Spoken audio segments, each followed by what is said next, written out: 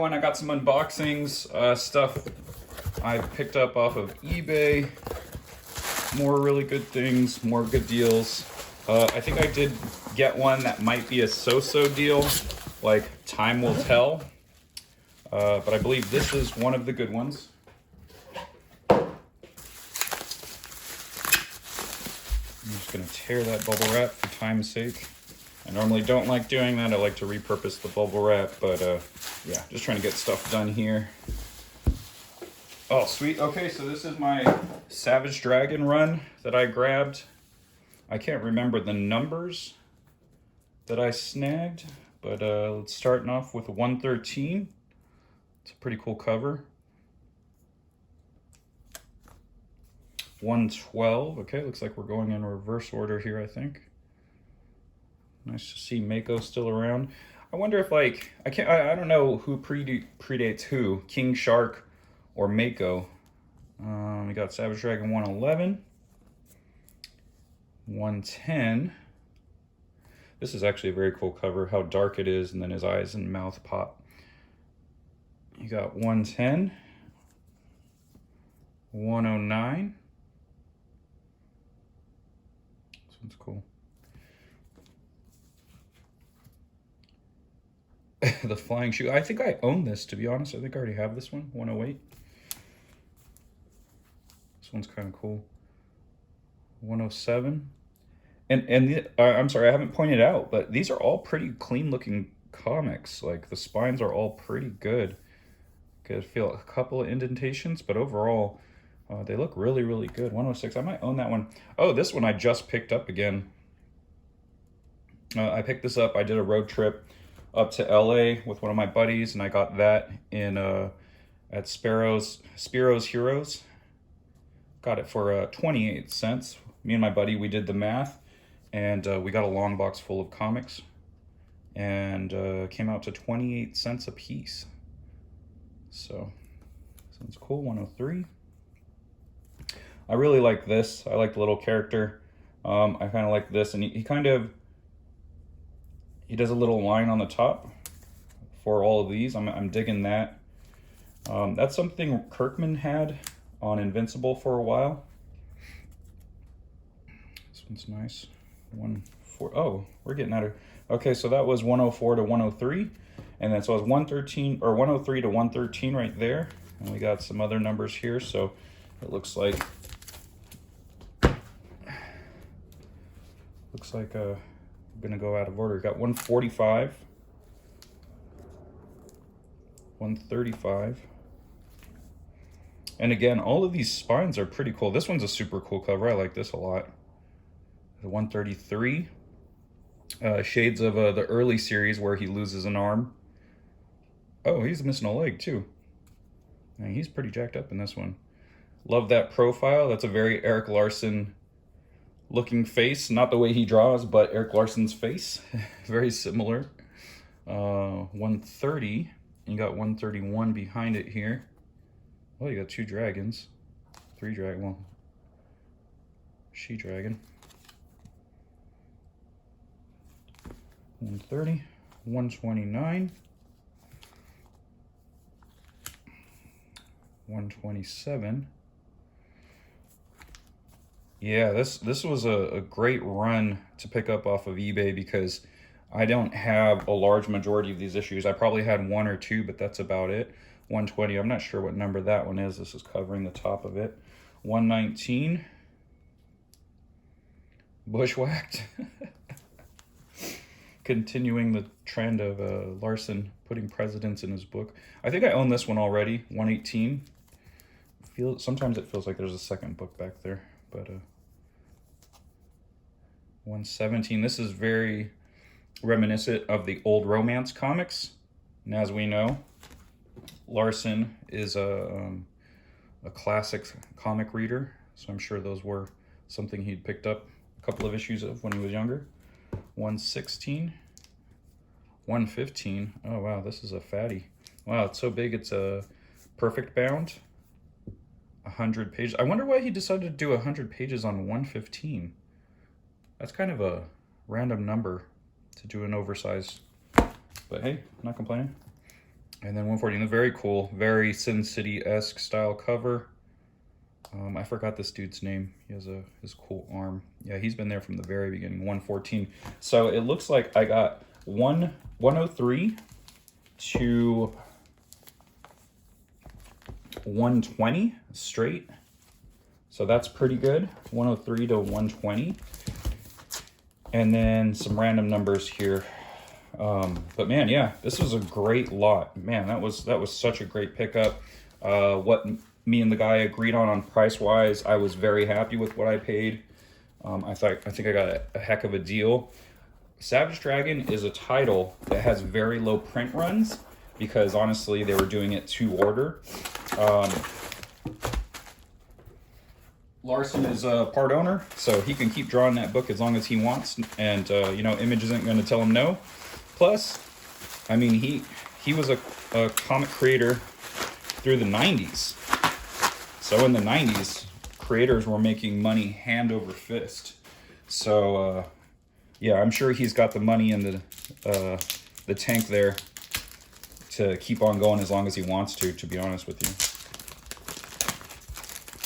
And as long as Image Comics is, well, I mean, he owns part of the company, so they're not going to tell him he has to stop making comics because they're not selling enough. But for a while, he was able to just keep going because it's like, hey, I own this company. You can't tell me I can't put my book out. So, and yeah, because I've seen some numbers online where it's like the books were selling under 10,000 copies. And if you're at a bigger company, that's going to get your book canceled. Like, you can't go that long only doing those numbers and them continuing to publish your book. There's a threshold that most companies have to hit in order for you to keep publishing. So I like this a lot. I like this pack job. They put it in a top loader. It's 2 comics. I saw on the box what this is. So I'm trying not to spoil anything, not to say anything. Man, these are really in there. Okay, I'm gonna put you guys on pause for a second. Okay, got him out. So this is Invincible 9 and 10. I already have these comics, but decided to get some duplicates. I saw an auction for these together, and I figured, okay, if I go to 125, it's still a pretty good deal. So it's like with tax and all of that stuff, and I got it for 122, and so it works out to about, with all the tax and everything, it works out to about 75 bucks an issue.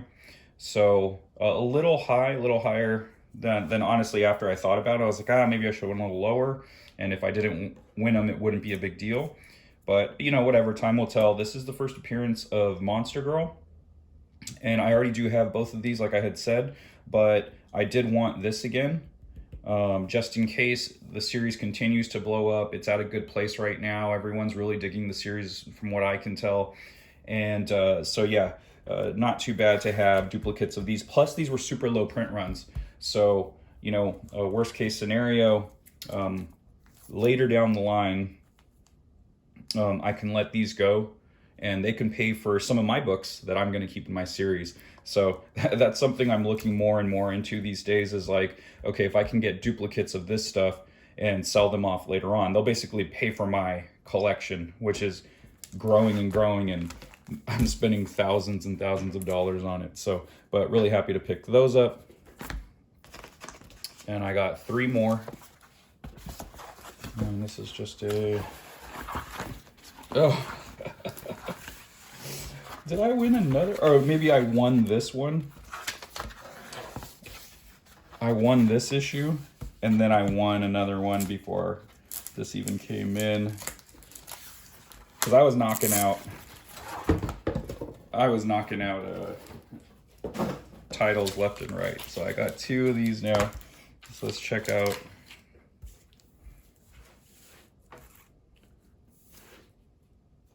Okay, so this is the 2-in-1 auction. So this one has some damage here, but that was noted on the auction. I don't know if you guys could see that. There you go, right there where my thumb is. And then this one looks to be pretty good, to be honest with you. This looks super clean. This is a very clean copy of 10, so obviously this is the one I'll be keeping, and then that one will be up for grabs later on down the line. This 9 looks pretty good. It's got corner damage down here, but the spine looks good. I can't tell if that is spine damage or if that's design right here. Because I have a couple of books where I thought the spine was creased and dinged, but it just turned out to be the art. So that one looks a little hard to tell. I couldn't get that sticker off, so I just colored it in black. Oh, okay, so this isn't even a... This one's a eBay, not an eBay auction. This one is a Kickstarter. So I backed Dave Sims' Cerebus, the redo of Spawn 10. So he did his own version, and there was an alternate cover. There was an alternate cover that I grabbed. I think it was this one. So this is the one that I bought, but then you can do add-ons, and I think this one was the add-on. So this one looks really cool. I like this cover. So, yeah, as far as being creators and stuff, not to say about his politics or any of his views on the world, but picking up his books, I don't mind. It's always cool to have these different versions of a title. It's kind of cool that Todd said he can redo it, and he had Spawn still in there. So I think he added pages to this story. So I was happy to back this Kickstarter. And if you guys seen in a previous video, he had a reprint of Cerebus #1, and I don't think he had reprinted it beyond the big collected editions. So I backed that. I think that was last year or the year before. I mean, it might have been last year. All right. And I had created those pull tabs on there. When I opened it, I saw that it was taped. But so I got this one. I got it at a pretty good deal. I think I got it for like 20 bucks, 25 bucks. It's a bit beat up. The Super Friends #7. This is the first appearance of the Wonder Twins. So I think this is my second or third copy of this. This is just a book that I think over time, like, will become more and more sought after. I think they had redone the series with Mark Russell not too long ago in the Wonder Comics line. And that series is really good. I really enjoyed it, and that's in previous videos as well. So I liked their storyline. I liked their comic, so decided to keep watching that, even though I already have this title. So I think one or two more, then I'll finally take it off my list. But it's always something nice to look out for. All right, this is a quick add-on, just one package. This guy had it taped in here like a mofo. Had to do a lot of cuts, but hey, easy enough to fix, no biggie. I do like the protection, the bubble wrap. Like I've said in other videos, the overabundance of tape is problematic. Guys, you only really need a couple of things, a couple of dabs of tape. You don't need to really stick it in there like crazy. Okay, let me try to see where the card, okay, the card, oh, the heck. I'm over here bending comics, watch out. Okay, so I gotta get on the other side where the cardboard is.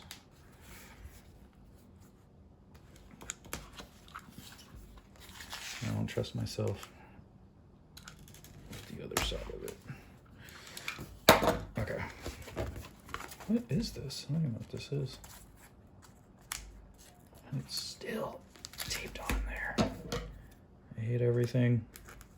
I hate tape.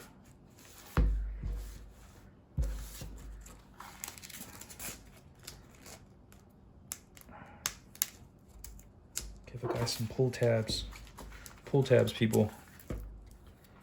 Sorry, I don't know why I'm talking in such a low... Oh, there we go. All right. Oh, okay, cool.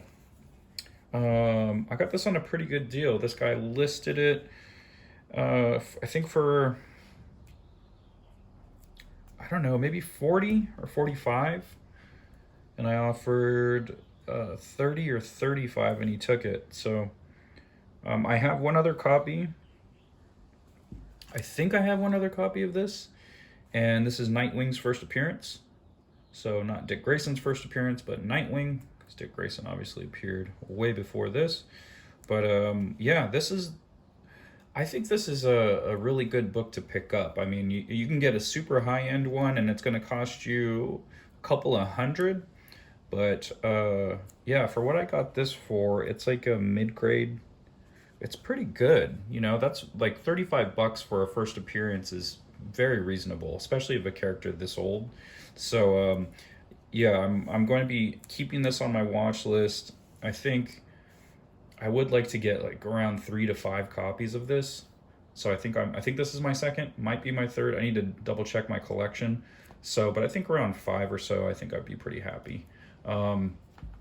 There's a lot of other books that I need to be looking out for. So, but I'm glad I got this one. This is a better condition than the one that I got previously. So happy to upgrade my collection. So as a collector, whenever I can upgrade something I have, I will if I can. And yeah, so glad to have this one. All right, back to Pascot. All right, thanks everyone for watching this video, and I'll catch you guys on the next one. Catchphrase.